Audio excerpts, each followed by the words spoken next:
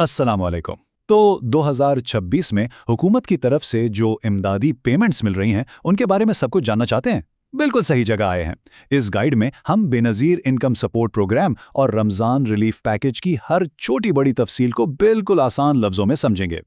Okay, तो सबसे पहले सबसे अहम खबर, बेनज़ीर इनकम सपोर्ट प्रोग्राम के तहत जो मुस्तहिक ख़वातीन हैं उनके लिए 14,500 रुपये की नई किस्त जारी हो चुकी है। जी हाँ, 14,500 रुपये।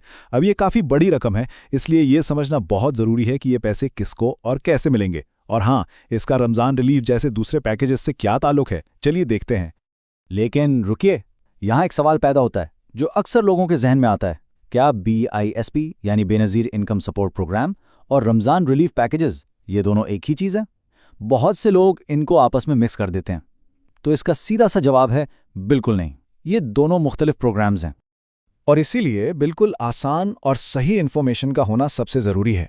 फिक्र ना करें, हम यहाँ स्टेप बाय स्टेप हर चीज़ को समझेंगे ताकि सारी कन्फ्यूजन दूर हो जाए और सब लोग अपना हक, पूरा हक महफूज तरीके से हासिल कर सकें। तो चलिए शुरू करते हैं। तो सबसे पहले आइए एक नज़र डालते हैं कि 2026 में कौन-कौन से बड़े माली इमदाद के प्रोग्राम चल रहे हैं। इस वक्त 3 मेन प्रोग्राम्स हैं जिन पर हमें नज़र रखनी है। पहला BISP 8171 की पेमेंट जो है पूरे 14,500 रुपये, और ये BISP में रजिस्टर्ड खवातीन के लिए है। फिर है prime minister Ramzan relief package, इसमें मुल्क भर के अहल शहरियों को 13,000 रुपये तक मिल सकते हैं। और तीसरा प्रोग्राम ख़ास तौर पर पंजाब के लिए है, पंजाब निगहबान कार्ड, जिसमें कम आमदनी वाले ख़ानदानों को 10,000 रुपये दिए जा रहे हैं। अच्छा, तो अब आते हैं इस सबसे आम सवाल की तरफ। आखिर BISP और रमज़ान रिलीफ में बुनियादी फ़र्क क्या है? चलिए इसको आसान करते हैं। देखिए, इन दोनों में फ़र्क बिल्कुल साफ है। BISP 8171 को एक मुस्तकिल पूरा साल चलने वाले सोशल सेफ्टी नेट की तरह समझें। इसका मकसद लंबे अरसे के लिए गुर्बत कम करना है और इसमें हर 3 महीने बाद कैश पेमेंट मिलती है। दूसरी तरफ रमज़ान रिलीफ पैकेज जो है वो एक ख़ास मौसम की चीज़ है, सिर्फ रमज़ान के मुबारक महीने के लिए। ये एक वक्ती इमदाद है जिसमें कैश भी हो सकता है या फिर राशन की सूरत में मदद भी हो सकती है। ठीक है, अब जब हमें प्रोग्राम्स का फ़र्क समझ आ गया है तो अगला कदम क्या है? सबसे अहम कदम अपनी अहलियत यानी एलिजिबिलिटी और पेमेंट का स्टेटस चेक करना। और हाँ, ये चेक करना है बिल्कुल महफूज तरीके से। याद रखें, इसके लिए सिर्फ और सिर्फ सरकारी तरीके ही इस्तेमाल करने हैं। सबसे आसान तरीका, जिसके लिए इंटरनेट की भी ज़रूरत नहीं, वो है SMS का। करना क्या है? बहुत सिंपल है। अपने किसी भी मोबाइल फ़ोन से मैसेजेस ऐप खोलें, वहां अपना पूरा 13 हिंदुओं वाला शनाख्ती कार्ड नंबर लिखें। याद रखें, इसमें कोई डैश या स्पेस नहीं डालनी, और बस इस मैसेज को इस प्रोग्राम के सही कोड पर भेज दें। और ये कोड्स बहुत बहुत ज़रूरी हैं, तो इन्हें अच्छी तरह जहन में बिठा लें। BISP के लिए है 8171, फेडरल रमज़ान पैकेज के लिए है 0999 और पंजाब निगहबान पैकेज के लिए है 8070। हमेशा सही कोड इस्तेमाल करें, क्योंकि गलत कोड पर मैसेज भेजने से आपकी इन्फॉर्मेशन महफूज नहीं रहती। अच्छा, अगर इंटरनेट है तो 8171 वेब पोर्टल से बेहतर कुछ नहीं। लेकिन एक बात का खास ख्याल रखें, सिर्फ सरकारी वेबसाइट पर जाना है जिसकी पहचान ये है कि उसके एड्रेस के आखिर में .gov.pk आता है। वहां जाकर अपना शनाख्ती कार्ड नंबर डालें, तस्वीर में जो सिक्योरिटी कोड नजर आ रहा है वो लिखें और सबमिट का बटन दबा दें। फौरन आपका स्टेटस स्क्रीन पर आ जाएगा। चलिए अब एक बहुत ही अहम और संजीदा मौजू पर बात करते हैं। वो है स्कीम्स यानी धोखाधड़ी और गैर कानूनी कटौतियों से बचाव। देखें, जब भी इमदाद मिलने का वक्त आता है ना, तो फ्रॉड करने वाले भी एक्टिव हो जाते हैं, इसलिए होशियार रहना लाजमी है। तो ये गैर कानूनी कटौती आखिर है क्या? इसको बिल्कुल आसान लफ्ज़ों में समझें।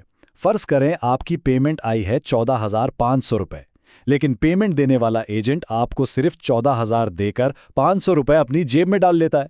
बस यही है गैर कानूनी कटौती। ये एक जुर्म है। किसी को, आई रिपीट, किसी को भी इस रकम में से 1 रुपया भी काटने का कोई हक नहीं है। अपने पैसों को महफूज रखने के लिए ये चंद बातें हमेशा हमेशा याद रखें। नंबर 1, रजिस्ट्रेशन या पेमेंट लेने के लिए कभी भी कोई फीस ना दें। नंबर 2, सिर्फ सरकारी कोड्स जैसे 8171 से आने वाले मैसेजेस पर यकीन करें।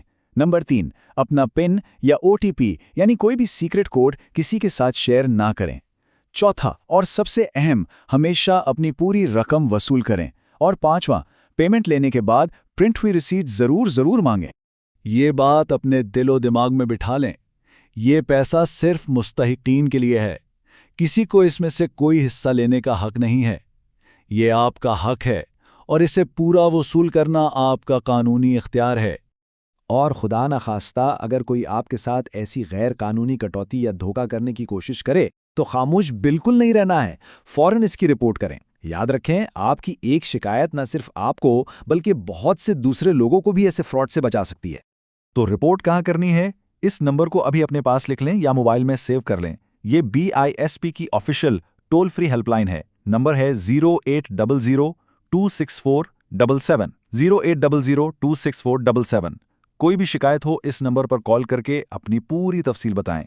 अच्छा जी, तो अब चलते हैं अपने आखिरी हिस्से की तरफ। यहाँ हम बात करेंगे उन आम मसाइल की जो पेमेंट के वक्त पेश आते हैं और ऑफ कोर्स उनके आसान हल की। एक मसला जो बहुत से लोगों को परेशान करता है वो ये है कि जब वो चेक करते हैं तो उनका स्टेटस नाअहल या कोई रिकॉर्ड नहीं मिला लिखा आता है। अगर ऐसा हो तो घबराना बिल्कुल नहीं है, क्योंकि इसका एक वाज़ेह हल मौजूद है। इसका सबसे अहम हल है BISP के तहसील ऑफिस जाकर अपना NSER डायनेमिक सर्वे अपडेट करवाना। अब ये डायनेमिक सर्वे क्या चीज़ है? देखें, इसका मतलब है कि अगर आपके माली हालात में कोई तब्दीली आई है तो आप अपना डेटा अपडेट करवा सकते हैं। हो सकता है कि डेटा अपडेट होने के बाद आप दोबारा इस प्रोग्राम के लिए अहल हो जाएं।